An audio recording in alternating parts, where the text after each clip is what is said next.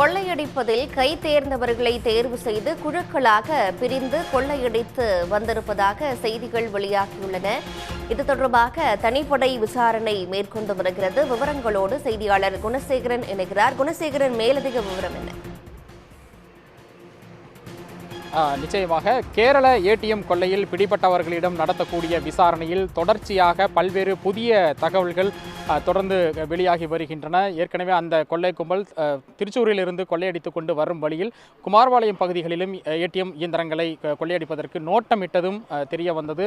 அது மட்டுமில்லாமல் 2 கொள்ளையர்கள் டெல்லியிலிருந்து விமானம் மூலமாக சென்னை வந்து அதற்கு பிறகு கண்டெய்னர் மூலமாக திருச்சூர் சென்று அந்த கொள்ளை கும்பலுடன் இணைந்து இந்த கொள்ளையடித்து வந்த தகவல்களும் வெளியாகி இருந்தன. இதுபோன்று அடுத்தடுத்து புதிய தகவல்கள் வெளியாகி கொண்டிருக்கக்கூடிய சூழ்நிலையில் தற்பொழுது மேலும் ஒரு புதிய தகவலாக ஹரியானா மாநிலத்தில் இந்த கைது செய்யப்பட்டவர்கள் ஒரு கும்பலாக இணைந்து இதுபோன்று நாடு முழுவதும் பல்வேறு மாநிலங்களில் ஏடிஎம் இயந்திரங்களை கொள்ளையடிப்பதை வாடிக்கையாக வைத்திருப்பதும் தெரிய வந்திருக்கின்றது. இதற்காக ஹரியானாவில் அவர்களுக்கு பயிற்சி அளிக்கப்படுகின்றது. ஒரு 40 பேர் கொண்ட கும்பலாக அவர்கள் அங்கு இருக்கிறார்கள்.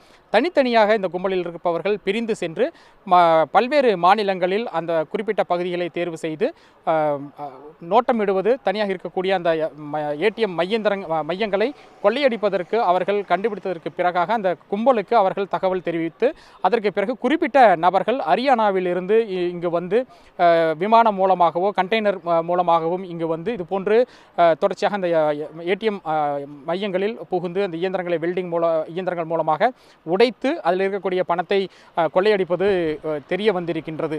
இது தற்பொழுது பிடிபட்ட கும்பலிடம் நடத்தப்பட்டிருக்கக்கூடிய இந்த விசாரணையில் கிடைத்திருக்கக்கூடிய தகவல்களின் அடிப்படையில் தொடர்ச்சியாக போலீசார் விசாரணை நடத்தி வருகிறார்கள். ஏற்கனவே தமிழகத்தை பொறுத்த வரைக்கும் கிருஷ்ணகிரி மாவட்டத்திலும் இதுபோன்று தொடர்ச்சியாக ஏடிஎம் கொள்ளைகள் நடந்திருக்கின்றன.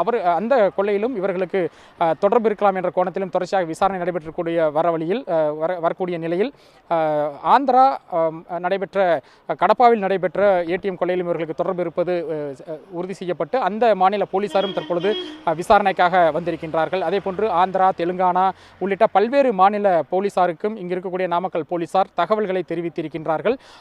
இது மட்டும் இல்லாமல் இன்னும் சற்று நேரத்தில் வெப்படை காவல் நிலையத்தில் வைத்துத்தான் இந்த விசாரணை என்பது நடைபெற்று வரக்கூடிய சூழ்நிலையில் 2வது நாளாக மாவட்ட காவல் கண்காணிப்பாளர் ராஜேஷ் கண்ணா நேரில் வந்து இந்த விசாரணை நடத்தி வருகிறார். அந்த விசாரணை முடிவடைந்து அந்த அறிக்கைகள், ஆவணங்கள் தயாரிக்கக்கூடிய அந்த இறுதிக்கட்ட பணி என்பது தற்பொழுது நடைபெற்று வருகிறது. இன்னும் சற்று நேரத்தில் இந்த பணிகள் முடிவடைந்ததற்கு பிறகாக இந்த கைது செய்யப்பட்டு விசாரணையில் இருக்கக்கூடிய 5 பேரையும் குமாரபாளையம் நீதித்துறை நடுவர் முன்னிலையில் ஆஜர்படுத்தி சிறையில் அடைப்பதற்கான நடவடிக்கைகளில் வந்து போலீசார் வந்து ஈடுபட்டு இருக்காங்க. அதே சமயத்தில் உயிரிழந்திருக்கக்கூடிய ஜுமைதீனுடைய உடல் நாமக்கல் அரசு மருத்துவமனையில் வைக்கப்பட்டிருக்கக்கூடிய சூழ்நிலையில் ஒரு 12 மணி அளவில் அங்கு ஆய்வாளர் மற்றும் மேஜிஸ்ட்ரேட் முன்னிலையில் பிரேத பரிசோதனை நடத்துவதற்கான அந்த நடவடிக்கையும் ஒரு புறம் சென்று கொண்டிருக்கின்றது. ஏற்கனவே இந்த 5 பேர் கைது செய்யப்படக்கூடிய 5 பேரில் சபீர்கான் மற்றும் சவுகீன் ஆகிய இருவரும் திட்டமிட்டு அங்கிருந்து விமானத்தின் மூலமாக சென்னை வந்து சென்னையிலிருந்து இந்த கண்டெய்னர் மூலமாக துறைமுகத்திலிருந்து சரக்குகளை இறக்கிவிட்டு திட்டமிட்டபடி தயார் நிலையில் இருந்த இந்த கண்டெய்னர் மூலமாகத்தான் திருச்சூருக்கு இந்த கண்டெய்னர் மூலமாக சென்று அங்கிருக்கக்கூடிய அந்த கும்பலுடன் ஏற்கனவே அங்கிருந்த கும்பலுடன் இணைந்து இந்த பணத்தை கொள்ளையடித்துக் கொண்டு வரும் வழியில்தான் இவர்கள் தற்பொழுது சிக்கியிருக்கிறார்கள்.